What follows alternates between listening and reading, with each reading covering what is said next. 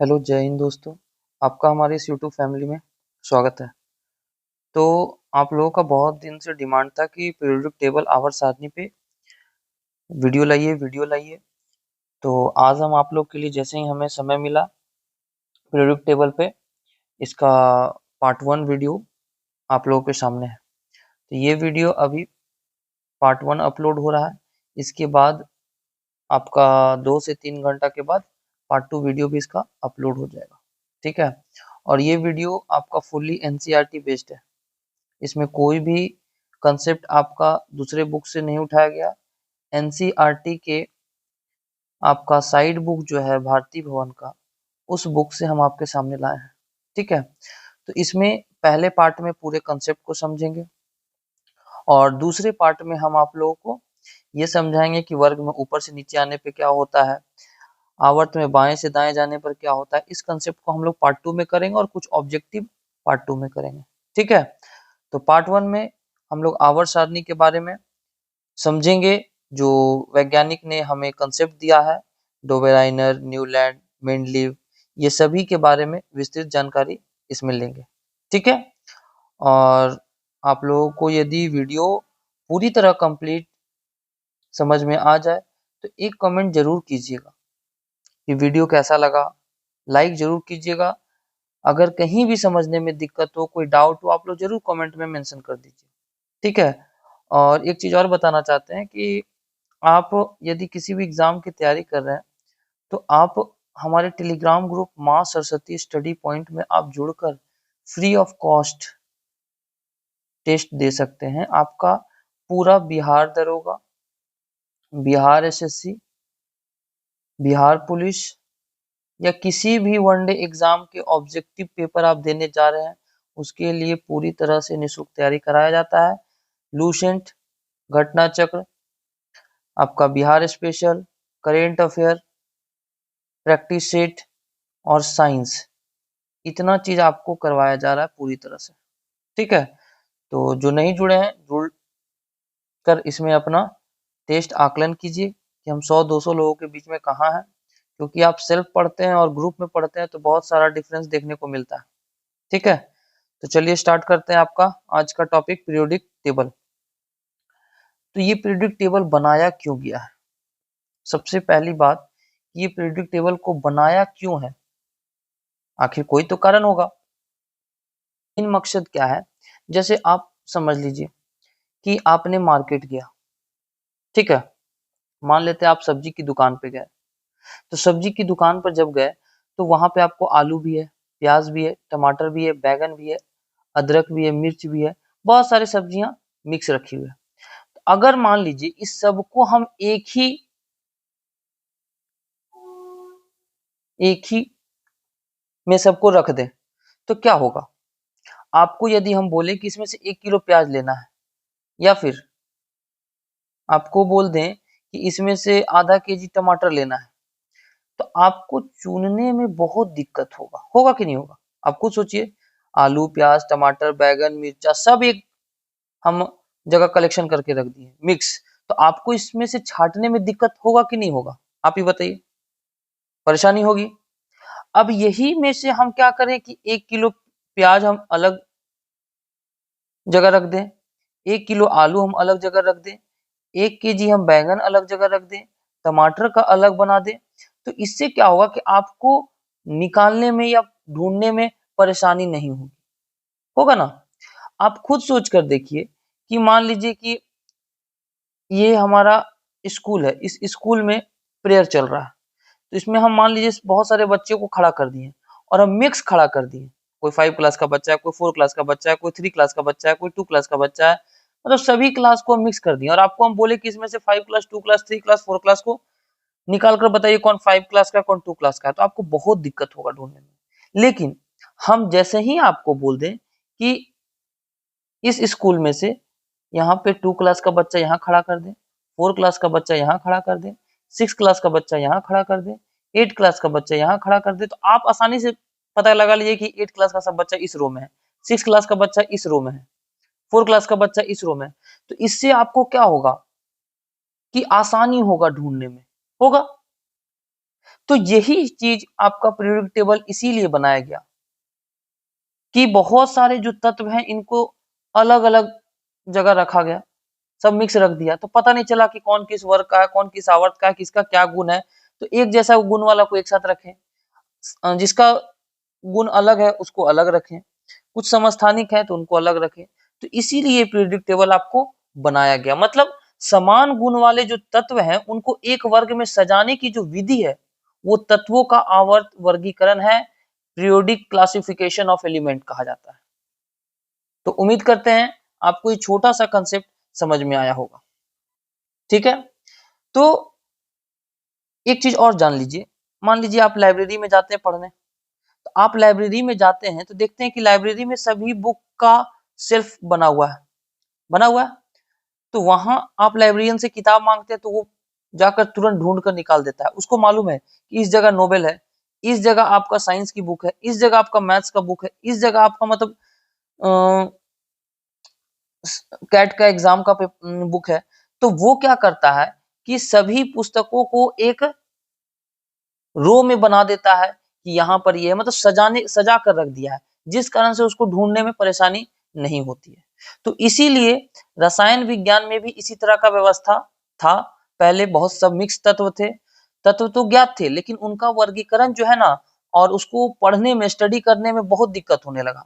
तो एक वैज्ञानिक आए थे डाल्टन, तो डाल्टन का परमाणुवाद के सिद्धांत में ही 19वीं शताब्दी में क्या हुआ कि तत्व की जानकारी हुई।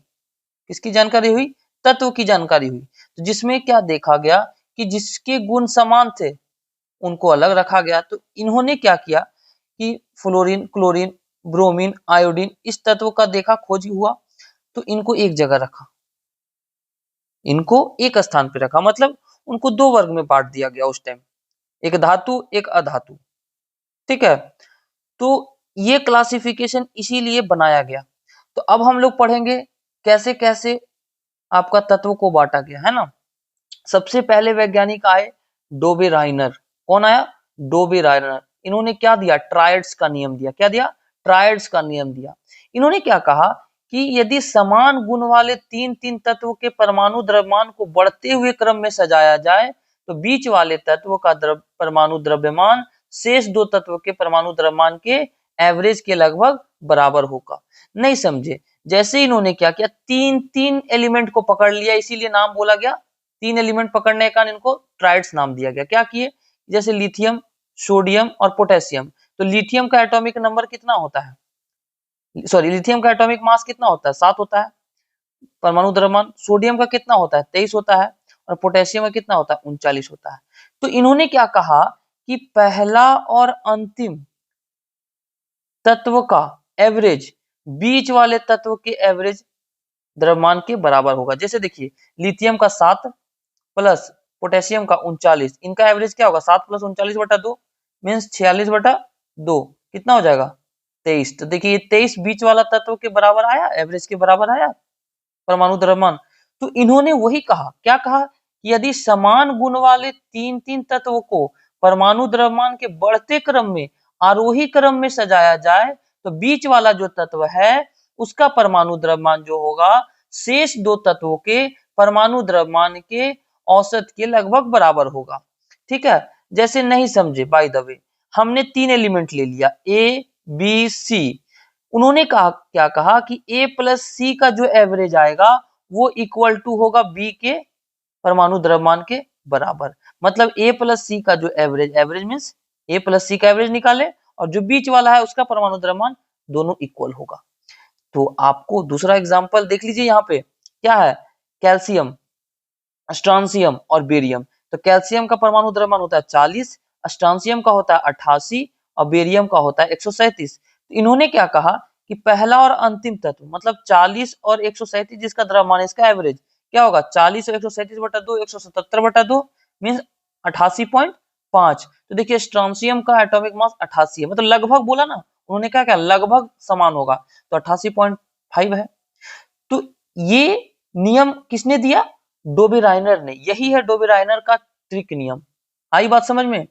तो डोबे राइनर का त्रिक नियम क्या कहा कि किन्हीं तीन तीन तत्व के समूह को पकड़ लिया और उन्हें आरोही क्रम में सजाया और कहा कि जो बीच वाले तत्व हैं इनका परमाणु द्रव्यमान शेष दो तत्व के परमाणु द्रव्यमान के एवरेज के बराबर होगा।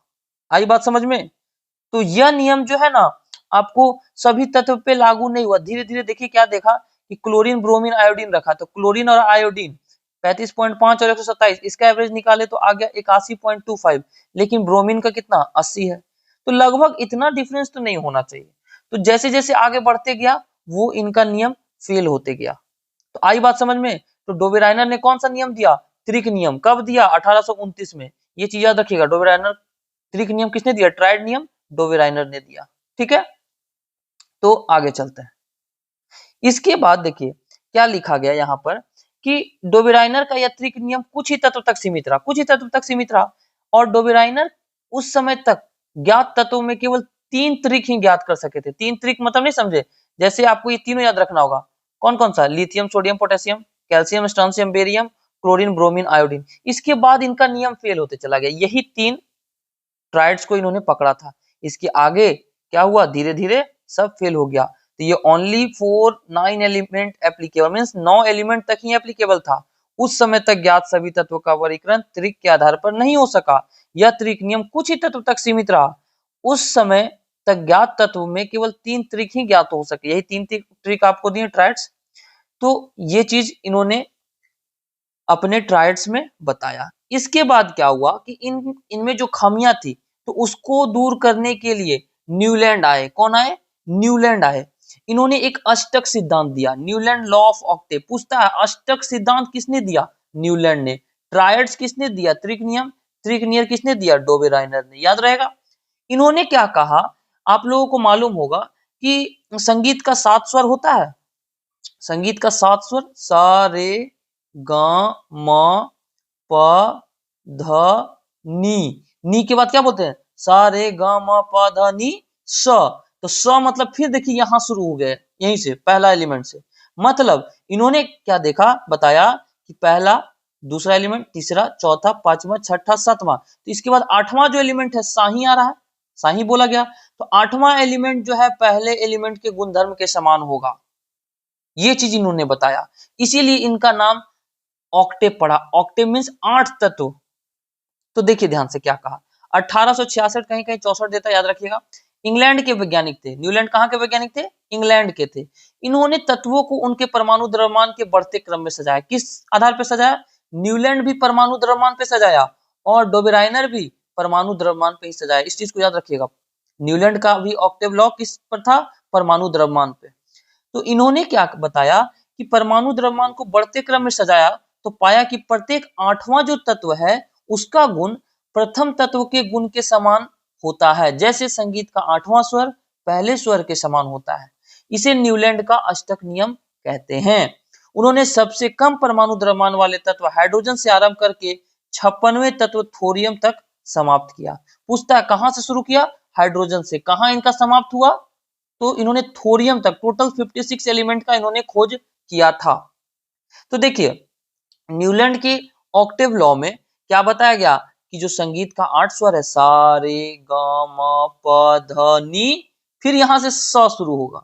आई बात समझ में? तो देखिए हाइड्रोजन से शुरू हुआ, hydrogen, lithium, beryllium, boron, carbon, nitrogen, oxygen. अब इसके बाद जो फ्लोरीन आया ये हाइड्रोजन के गुणधर्म के जैसा समान था। क्लोरीन आया फ्लोरीन के जैसा गुणधर्म के समान था। सोडियम आया वो लिथियम के जैसा था। पोटेशियम आया वो लिथियम और सोडियम के जैसा था, इसलिए उनको एक स्थान पर रखा गया। आई बात समझ में? तो न्यूलैंड के ऑक्टेव लॉ किस पर आधारित था? आपका संगीत के 8 स्वर पे आधारित था कि प्रत्येक 8वां तत्व पहले तत्व के गुणधर्म के समान होता है। यही है आपका न्यूलैंड का ऑक्टेव लॉ। और इनमें क्या चीज था? आपने वहां देखा था डोबेराइनर में लिथियम, सोडियम और पोटेशियम, ये 3 त्रिक दिया था। तो यहां पे भी देखिए लिथियम, सोडियम, पोटेशियम का गुणधर्म समान है। तो पूछता है कि कौन सा 3 तत्व जो न्यूलैंड में भी और आपका डोबेराइनर में भी समान था? तो लिथियम, सोडियम, पोटेशियम। वहां भी था ना लिथियम, सोडियम, पोटेशियम, है ना। देखिए लिथियम, सोडियम, पोटेशियम है। तो यही चीज आपका न्यूलैंड में भी और डोवेराइनर में भी इक्वल था। ठीक है, और देखिए यहाँ पे क्या देखा गया कि जो ये हाइड्रोजन वर्ग था, फ्लोरीन, क्लोरीन, ब्रोमीन, क्या है, ये हमारा क्या है, हाइड्रोजन वर्ग है।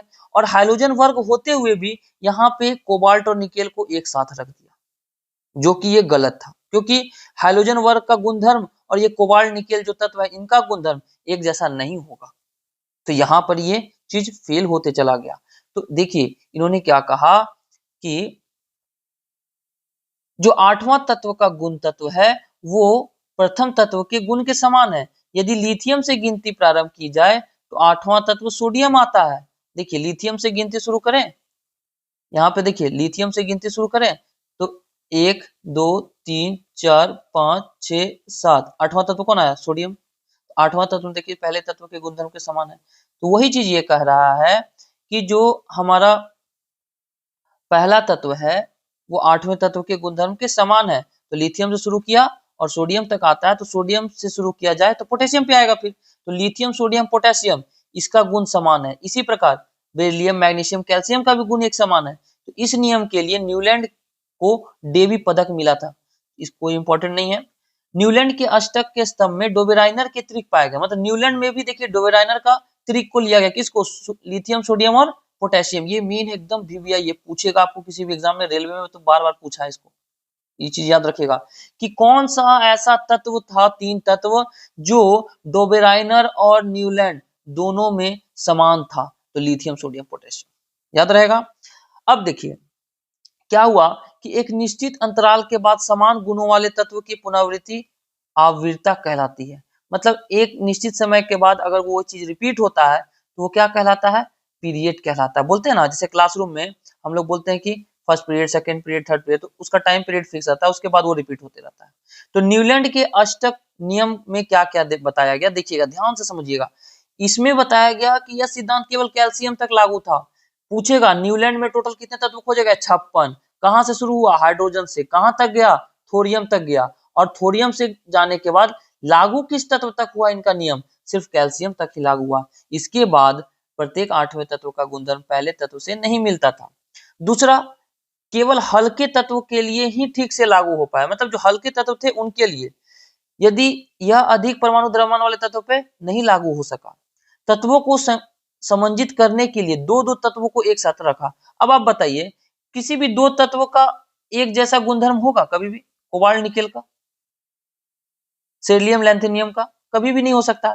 तो इन्होंने क्या गलती किया, आप देखिए यहाँ पर ये दिख रहा है आपको, कोबाल्ट और निकेल एक साथ रख दिया, सेरम और लैंथेनम को एक साथ रखा। तो किसी भी दो तत्वों का गुणधर्म एक जैसा नहीं होगा, जो इन्होंने रखा वो गलत था। इसीलिए पूछता है कि न्यूलैंड के अष्टक नियम में किन दो तत्वों को एक साथ रखा, तो कोबाल्ट निकेल, सेरम और लैंथेनम, ये दो एकदम याद रखिएगा। किन दो तत्वों को एक साथ रखा, कोबाल्ट निकेल, सेरम लैंथेनम। किन तत्वों का गुणधर्म न्यूलैंड और डोबेराइनर में समान था, तो लिथियम, सोडियम, पोटेशियम। एकदम इस चीज को याद रखिएगा, आपसे किसी भी एग्जाम में बीपीएससी हो, रेलवे हो, कहीं भी पूछ सकता है। ठीक है, तो आपको हमने क्या बताया कि कुछ असमान तत्वों को एक साथ रखा, cobalt nickel, chlorine, chlorine, bromine के साथ आपको कोबाल्ट निकेल रख दिया, जबकि ये हाइड्रोजन वर्ग है, इसको रख दिया कोबाल्ट निकेल के साथ, ये भी गलत था। निष्क्रिय गैस का आविष्कार हो जाने पर आठवें तत्व के बदले नवम तत्व प्रथम तत्व के गुण के समान होने लगा। निष्क्रिय तत्व नहीं खोज हुआ था डोबेराइनर में, लेकिन जब न्यूलैंड में खोज हुआ तो ये नौवां तत्व हो गया निष्क्रिय गैस, और वो पहले तत्व के समान होने लगा। तो यहाँ पे भी इनका ये फेल होने लगा। और न्यूलैंड ने माना कि प्रकृति में केवल 56 तत्व विद्यमान है, इसके बाद और भी तत्वों का खोज होना असंभव है। लेकिन बाद में कई नए तत्वों का गुणधर्म अष्टक सिद्धांत में मेल नहीं खाने लगा और आगे तत्व खोजे जाने लगे। तो इनका ये नियम क्या हुआ, फेल होने लगा। देखिए ये एनसीईआरटी का फुल्ली आपको हम दिखा रहे हैं, न्यूलैंड का। हाँ, ये देखिए न्यूलैंड का, नहीं ये तो मेंडलीफ का हो गया ना, मेंडलीफ का हो गया। अच्छा, न्यूलैंड का आपको हम दिखा देंगे। न्यूलैंड में क्या था, न्यूलैंड में ज्यादा कुछ नहीं दिया गया था, आपको हमने बता दिया कि, रुकिए 1 मिनट। न्यूलैंड के टेबल में आपको क्या क्या याद रखना है कि संगीत के 7 स्वर के जैसा था। डोबेराइनर और न्यूलैंड का एक जैसा, तीन तत्वों को एक जैसा गुणधर्म था, लिथियम, सोडियम, पोटेशियम। किन दो तत्वों को एक साथ रखा, कोबाल्ट और निकेल को। ठीक है, और पूछेगा कि हैलोजन के साथ किन तत्वों को रखा गया, तो कोबाल्ट और निकेल। ठीक है, तो इतना याद रखिएगा, इससे ज्यादा आपको नहीं पूछेगा। और क्या पूछता है कि न्यूलैंड के अष्टक नियम में बेरिलियम के साथ किन दो तत्वों को रखा, तो मैग्नीशियम कैल्शियम। बोरोन के साथ किन दो तत्वों को रखा, एल्युमिनियम क्रोमियम। ये इतना याद रखिएगा, ये तीनों बॉक्स को आपको याद रखना है। हाइड्रोजन के साथ किसे रखा गया, तो फ्लोरीन, क्लोरीन, ब्रोमीन और कोबाल्ट निकेल, ये तीनों याद रखिएगा। ठीक है, तो आपका ये हो गया न्यूलैंड। अब न्यूलैंड के बाद हम लोग चलते हैं किसके पास, न्यूलैंड के बाद चलते हैं हम लोग मेंडलीव के पास। इन्हें फादर ऑफ पीरियोडिक टेबल कहा जाता है, क्योंकि सबसे पहले इन्होंने ही पीरियोडिक टेबल के बारे में जानकारी दिया और पीरियोडिक टेबल आवर्त सारणी बनाया। तो ये जो थे रूसी वैज्ञानिक थे, कैसा, कहाँ, किस देश के वैज्ञानिक थे, रूसी वैज्ञानिक थे मेंडलीव। ठीक है, 1869 में मेंडलीव ने तत्वों को उनके मूल गुणधर्म, परमाणु द्रव्यमान एवं रासायनिक गुणधर्म में समानता के आधार पर व्यवस्थित किया। तो आपने पढ़ा अभी तक क्या, डोबेराइनर और न्यूलैंड, डोबेराइनर और न्यूलैंड पढ़ा। इन्होंने किस आधार पर रखा था, एटॉमिक मास के आधार पर, परमाणु द्रव्यमान के आधार पर। मेंडलीव भी परमाणु द्रव्यमान के आधार पर रखे, लेकिन इसके साथ साथ इन्होंने मूल गुणधर्म और रासायनिक गुणधर्म में समानता के आधार पर व्यवस्थित किया। पूछता है कि मेंडलीव ने तत्वों का वर्गीकरण किस आधार पर नहीं किया, मूल गुणधर्म, परमाणु द्रव्यमान, रासायनिक गुणधर्म में समानता, परमाणु संख्या। तो क्या होगा, परमाणु संख्या पर नहीं किया इन्होंने मूल गुणधर्म, परमाणु द्रव्यमान और रासायनिक गुणधर्म में समानता के आधार पर व्यवस्थित किया। और मेंडलीव के समय में 63 तत्व, न्यूलैंड के समय में 56 तत्व, मेंडलीव के समय में 63 तत्व खोजे गए। उन्होंने रासायनिक गुणधर्म के अंतर्गत तत्वों के ऑक्सीजन एवं हाइड्रोजन के साथ बनने वाले यौगिकों के हाइड्राइड एवं ऑक्साइड सूत्र के तत्वों को वर्गीकरण के लिए मूलभूत गुणधर्म माना। मतलब उन्होंने बताया कि जो हाइड्राइड और ऑक्साइड से जो यौगिक बनेंगे, सूत्र बनेंगे, वो उनका मूलभूत गुणधर्म होगा। ठीक है, इसीलिए इन्होंने क्या किया, 63 कार्ड लिया। टोटल कितने कार्ड लिए, 63 कार्ड लिया। और क्या किए कि प्रत्येक कार्ड पर अलग अलग उस समय ज्ञात 63 तत्वों का नाम और गुणधर्म लिख दिया। मतलब सारे जो 63 कार्ड थे सब पर अलग अलग नाम लिख दिया, और समान गुणधर्म वाले तत्वों के कार्डों को अलग कर उसे दीवार पर लटका दिया। मतलब जो अलग अलग थे उनको पिन पर इस तरह से दीवार पर पिन लगा के लटका दिया, सब अलग अलग 63 कार्ड को। ठीक है, और उन्होंने देखा कि लगभग सभी तत्वों का स्थान मिल गया और अपने परमाणु द्रव्यमान के आरोही क्रम, बढ़ते क्रम में सजाएगा। पूछता है कि मेंडलीव ने अपने पीरियोडिक टेबल को किस आधार पर सजाया, तो बढ़ते हुए परमाणु द्रव्यमान के आधार पर सजाया। इस लाइन को एकदम याद रखिएगा। और साथ ही क्या देखा कि तत्वों को एक निश्चित संख्या के बाद लगभग समान गुण वाले तत्व पाए गए। देखे गए कि एक निश्चित संख्या के बाद समान गुणधर्म वाले आपको तत्व पाए गए। तो इनके आवर्त में क्या बताया गया, देखिए सबसे पहला बात, सबसे जरूरी बात क्या बताया गया कि मेंडलीव का आवर्त नियम जो है तत्वों के गुणधर्म और उनके परमाणु द्रव्यमान के आवर्त फलन, मतलब कम जो परमाणु द्रव्यमान है उसको पहले रखा, जो ज्यादा परमाणु द्रव्यमान है उसको बाद में रखा। मतलब बढ़ते हुए परमाणु द्रव्यमान, मतलब पहले छोटका परमाणु द्रव्यमान फिर बड़का, मतलब जिसका अगर 40 द्रव्यमान है उसको पहले रखा, जिसका 42 है उसको बाद में रखा। इस आधार पर इन्होंने रखा। तो आगे देखिए, मेंडलीव के आवर्त नियम में को हम दूसरे शब्दों में इस प्रकार कह सकते हैं कि यदि तत्व को उसके बढ़ते हुए परमाणु द्रव्यमान के क्रम में सजाया जाए तो एक निश्चित संख्या के बाद लगभग समान गुण वाले तत्व पाए जाएंगे। मतलब अगर हम किसी भी, मेंडलीव ने बताया किसी भी तत्व को परमाणु द्रव्यमान के आधार पर हम सजा रहे हैं तो क्या होगा, एक निश्चित संख्या के बाद जो समान गुणधर्म वाले तत्व हैं वो लगभग समान पाए जाएंगे। और इसमें इन्होंने 6 हॉरिजॉन्टल रो और 8 वर्टिकल कॉलम, मतलब 6 हो गया आपका पीरियड, 8 हो गया रो। इन्होंने कितने, 6 पीरियड और 8 रो अपने पीरियोडिक टेबल में बनाया था। और इनका जो पीरियोडिक टेबल था आवर्त सारणी, ये 1872 में जर्मन पत्रिका में प्रकाशित हुआ। पूछेगा आपसे किस पत्रिका में प्रकाशित हुआ, तो जर्मन पत्रिका में प्रकाशित हुआ। ठीक है, तो अब देख लेते हैं थोड़ा सा मेंडलीव का पीरियोडिक टेबल। इसको देखने से पहले एनसीईआरटी का ही फुल्ली दिखाते, ये साइड बुक का किताब है, आपको हम मेंडलीव का दिखाते। देखिए ये है पीरियोडिक टेबल, थोड़ा सा इसको समझ लेते हैं। मेंडलीव का पीरियोडिक टेबल को थोड़ा समझ लेते हैं क्या है। देखिएगा ध्यान से कि इसमें भी लिथियम, सोडियम और पोटेशियम एक साथ दिख रहा है। तो मेंडलीव में भी आपको लिथियम, सोडियम, पोटेशियम देखा गया एक साथ। तो आपसे अब क्वेश्चन क्या बनेगा किन तीन तत्वों को मेंडलीव, न्यूलैंड और डोवेराइनर में एक साथ रखा गया? तो कौन कौन? Lithium, sodium, potassium. इन तीन तत्वों को देखिए लिख दिया हम, इन तीन तत्वों को डोवेराइनर, न्यूलैंड और मेंडलीव में एक ही प्रकार से रखा गया, क्योंकि इनका गुणधर्म एक जैसा ही था। अब आपसे पूछेगा कि किन तीन तत्वों को न्यूलैंड और मेंडलीव में एक जैसा रखा गया, एक स्थान पर रखा गया?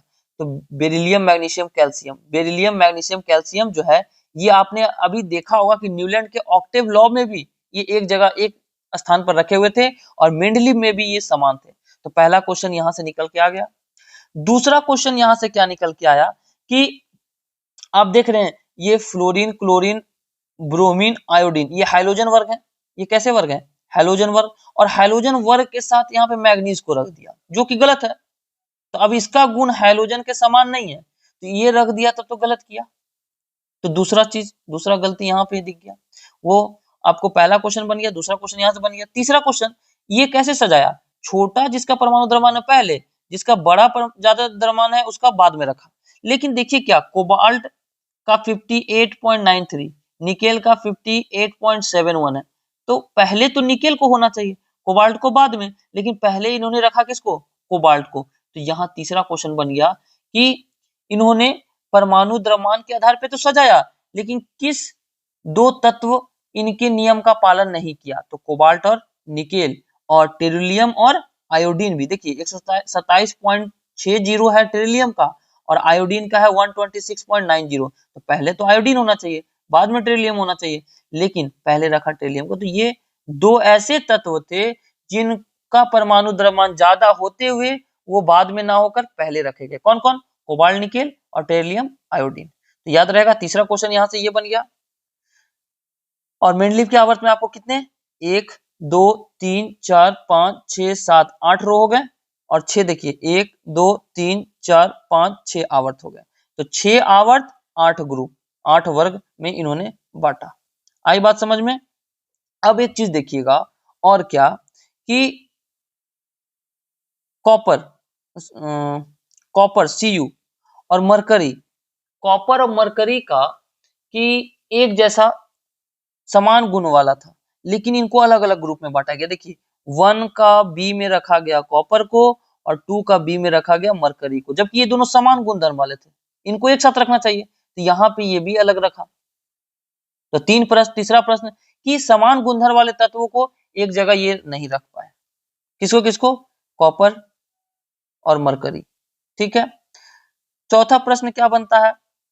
आप यहाँ पे देखिए कि पूछेगा कि किस आवर्त से इन्होंने प्रथम श्रेणी, द्वितीय श्रेणी में अपने आवर्त को बांटा? तो चौथे आवर्त से, 4 5 6 में देखिए ये श्रेणी में बांट दिया गया, बांटा ना। मतलब ये क्या किए कि अपने जो गुणधर्म थे वो दो श्रेणी में कब कहां से बंटने लगे? तो चौथे से लेकर, फोर्थ से लेकर छठे पीरियड तक। ठीक है। और एक चीज इन्होंने क्या बोला कि मेंडलीव ने, थोड़ा सा देख लेते हैं अब हम लोग बुक से क्या क्या लाइन लिखा है। देखिए मेंडलीव में क्या क्या बताया गया, देख लेते हैं। ये तो देख लिया। ये याद रखिएगा, कोबाल्ट, निकेल और टेरिलियम, आयोडीन याद रखिएगा। कॉपर और मरकरी ये दोनों समान गुणधर्म थे, लेकिन अलग अलग रखा गया। ठीक है।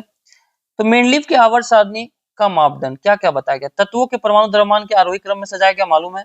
समान गुणधर्म वाले तत्वों को एक समूह में रखा, ये क्या बोले कि जिसका समान गुणधर्म है उसको हम एक साथ रखें। ठीक है। तीसरा क्या बताया? तत्वों के हाइड्राइड और ऑक्साइड के सूत्र के मूलभूत गुणधर्म को एक मूलभूत गुणधर्म मानकर वर्गीकृत किया गया। मतलब हाइड्राइड और जो ऑक्साइड है उसके एक मूलभूत गुणधर्म मानकर उनको एक साथ रखा गया। जैसे देखिए ये वाला दिख रहा है आपको, इसमें आपको दिख रहा O3 और H3, मतलब ऑक्साइड और हाइड्राइड। तो ये ऑक्सीजन और हाइड्रोजन पर ध्यान केंद्रित किए। ठीक है, क्योंकि ये यौगिक बनाने वाले तत्व थे। पूछता है कि इन्होंने किन दो तत्वों पर ध्यान केंद्रित किया जो यौगिक बनाने वाले तत्व थे? तो ऑक्सीजन और हाइड्रोजन। ठीक है। और एक चीज देखिएगा कि इस पुराने पीरियोडिक टेबल में, पुराने किताब में आपको मेंडलीव का पीरियोडिक टेबल में कुछ गलत दिया हुआ है। देखिएगा ये लास्ट में यूरेनियम है, तो इसका ये अंतिम तत्व कहाँ तक खोज हुआ था? मेंडलीव में यूरेनियम तक। और न्यूलैंड के ऑक्टेव लॉ में कहाँ तक नियम लागू हुआ था? कैल्शियम तक। लेकिन खोज हुआ था थोरियम, थोरियम तक। और इसमें जो है अंतिम तत्व कौन खोजा गया था? यूरेनियम। मेंडलीव में अंतिम तत्व यूरेनियम, ये याद रखिएगा। ये 12th का एनसीईआरटी का बुक है, इसमें आपको हम दिखा दिए कि अंतिम में यूरेनियम जो दिख रहा है यही मेंडलीव में अंतिम खोजा गया तत्व था। ठीक है, तो आपसे एग्जाम में पूछेगा अंतिम खोजा गया तत्व यूरेनियम। आई बात समझ में? और एक चीज देखिएगा ध्यान से, क्या बोला गया मेंडलीव में? पहला की परमाणु द्रव्यमान के आधार पर सजाया, बढ़ते क्रम में रासायनिक गुणधर्म के आधार पर सजाया।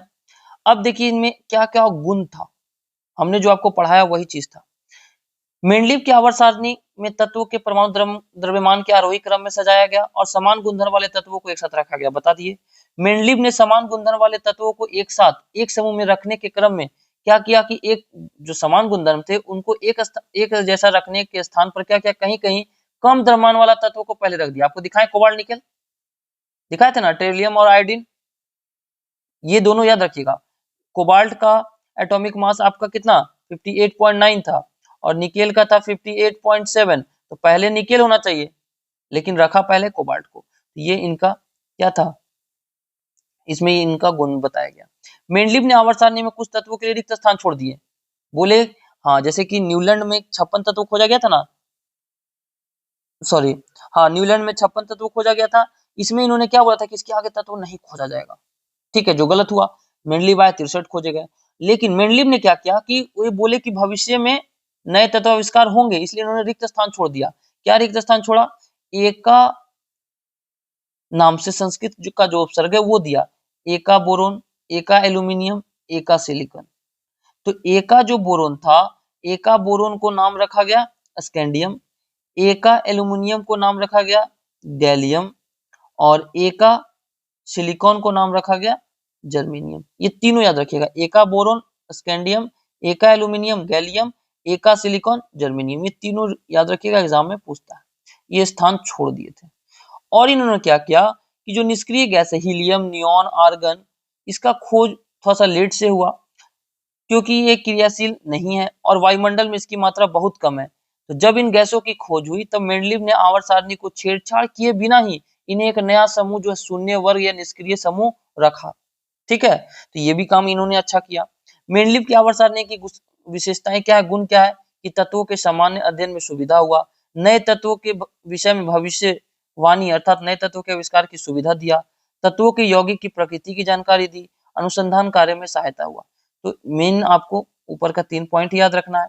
इन्होंने क्या क्या देखिए, इसमें क्या क्या लिमिटेशन था, दोष क्या क्या आया कि हाइड्रोजन का स्थान नहीं फिक्स कर पाए।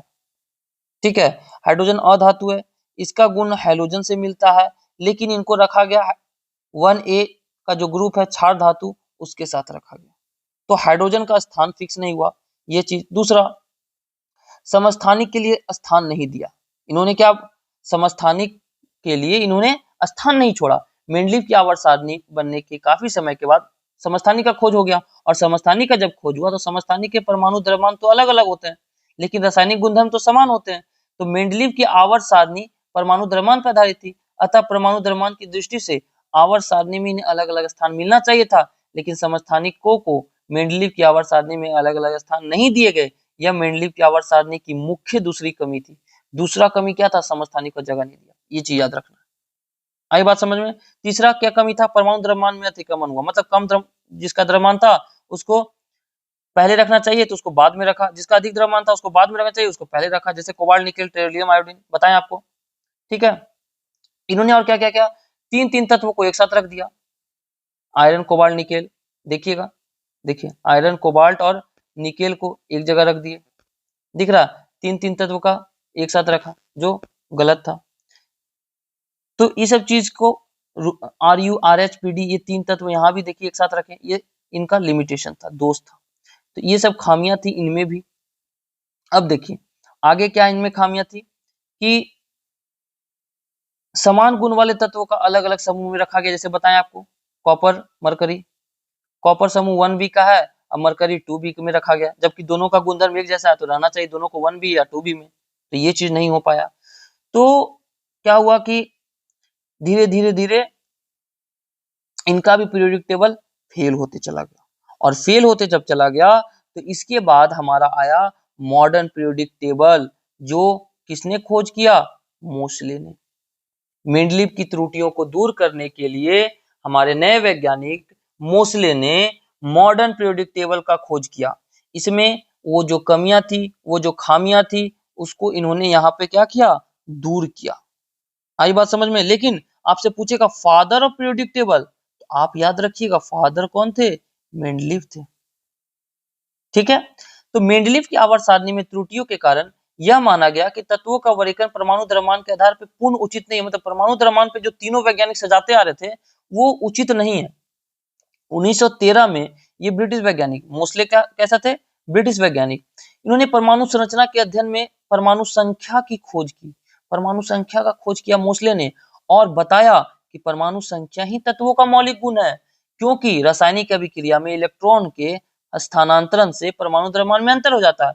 जब हम इलेक्ट्रॉन को आदान प्रदान करते हैं तो उसके परमाणु द्रव्यमान में अंतर हो जाता है। तो जिस कारण से परमाणु द्रव्यमान के आधार पे हम एलिमेंट को सजाना उचित नहीं है। ठीक है, और परमाणु संख्या जो होता है वो स्थिर होता है। तो इस आधार पे इन्होंने क्या बोला कि हम परमाणु संख्या के आधार पर ही सजाएंगे, और परमाणु संख्या जो है तत्व के परमाणु में उपस्थित प्रोटॉन की संख्या या इलेक्ट्रॉन की संख्या के बराबर होता है। तो हम कह सकते हैं कि तत्वों का वर्गीकरण का वर्तमान आधार उनके इलेक्ट्रॉनिक विन्यास है। क्या है? इलेक्ट्रॉनिक विन्यास। तो परमाणु संख्या की खोज के बाद मेंडलीव की आवर्त सारणी, जो कि परमाणु द्रव्यमान पर आधारित थी, मेंडलीव ने परमाणु द्रव्यमान पर खोजा, वो क्या कि मोसले ने परमाणु संख्या को आधार मानकर मोसले ने मेंडलीव की आवर्त सारणी में नियम में संशोधन करते हुए नया आवर्त नाम दिया गया, जिसे आधुनिक आवर्त नियम मॉडर्न पीरियोडिक टेबल कहा गया। और आधुनिक आवर्त नियम तत्वों के गुणधर्म उसकी परमाणु संख्या का आवर्त फलन है। मतलब मोसले ने किस आधार पर पीरियोडिक टेबल बनाया? तो परमाणु संख्या। यही ऐसे वैज्ञानिक थे जिन्होंने परमाणु संख्या के आधार पर बनाया। बाकी तीनों जो आए डोबेराइनर, न्यूलैंड और मेंडलीव, तीनों परमाणु द्रव्यमान पर सजाए थे। तो एकलौता मोसले जो थे उन्होंने परमाणु संख्या के आधार पर सजाया। इन्होंने क्या बोला कि तत्वों को उनकी परमाणु संख्या के बढ़ते क्रम में सजाया जाए, एक निश्चित अंतराल के बाद समान गुण वाले तत्व प्राप्त हो जाएंगे। तो देखिए आधुनिक आवर्त सारणी में थोड़ा सा जान लेते हैं कि क्या क्या है। तो आधुनिक आवर्त सारणी में 7 आवर्त 18 समूह। कितने? 7 आवर्त और 18 समूह। देखिए दिख रहा है, ये देखिए एनसीईआरटी बुक का ये पीरियड की कौन कौन हो गए? ये पहला पीरियड, दूसरा पीरियड, तीसरा पीरियड, चौथा, पांचवा, छठा और 7 पीरियड। और वर्ग कितने?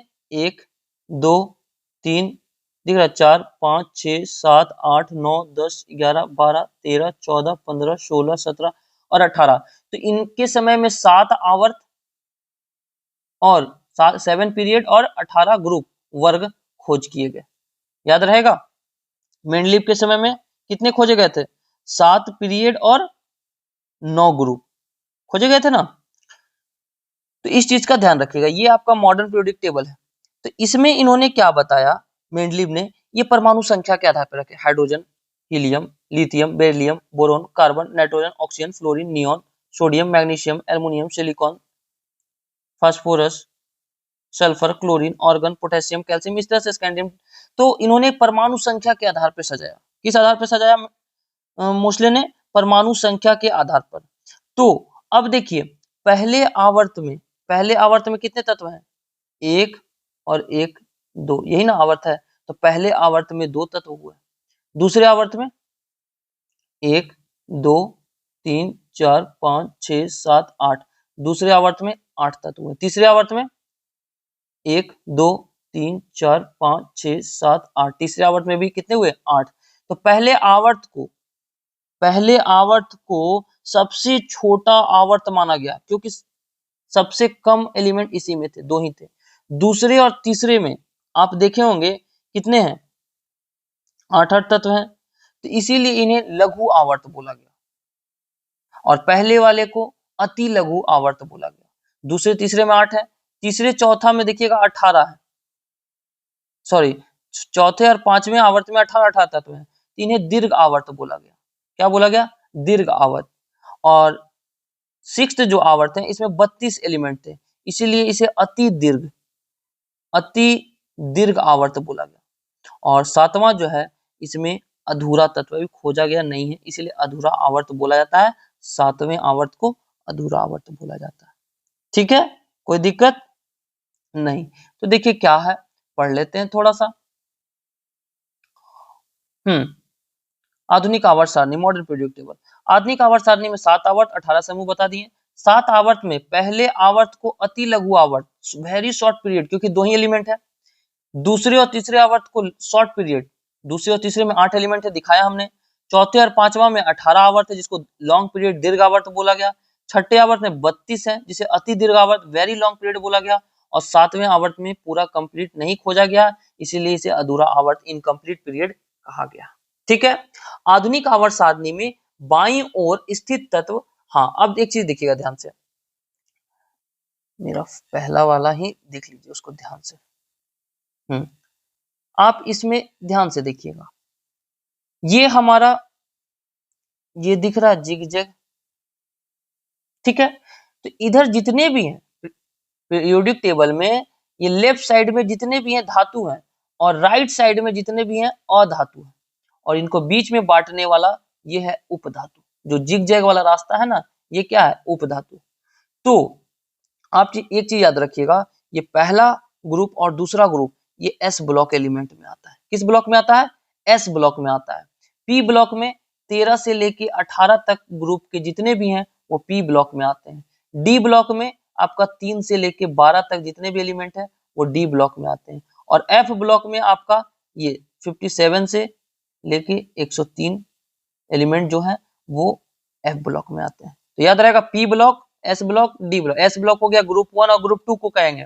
पी ब्लॉक हो गया 13 से लेके 18 तक। डी ब्लॉक हो गया 3 से लेके 12 तक। एफ ब्लॉक हो गया आपका 57 से 71 और 89 से 103 तक।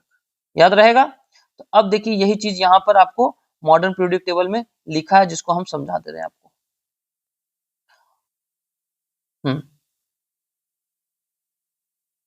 क्या बोला कि आधुनिक आवर्त सारणी में बाईं ओर स्थित तत्व है, तत्व धातु है। लेफ्ट साइड दाईं ओर स्थित तत्व अधातु है। धातु और अधातु को उपधातु के द्वारा अलग किया गया। हमने दिखाया आपको जिग जैग इस तरह से, जो छायांकित भाग था वो उपधातु था। 4 ब्लॉक बांटा गया। ग्रुप 1 और 2 को हम बताएं एस ब्लॉक, 13 से 18 वाला पी ब्लॉक, 3 से 12 डी ब्लॉक, और लेंथेनाइड एक्टिनाइड जो था वो एफ ब्लॉक में आया था। ठीक है, तो अब हम लोग थोड़ा सा देख लेते हैं कि आधुनिक आवर्त सारणी में क्या क्या विसंगतियों का निवारण किया गया।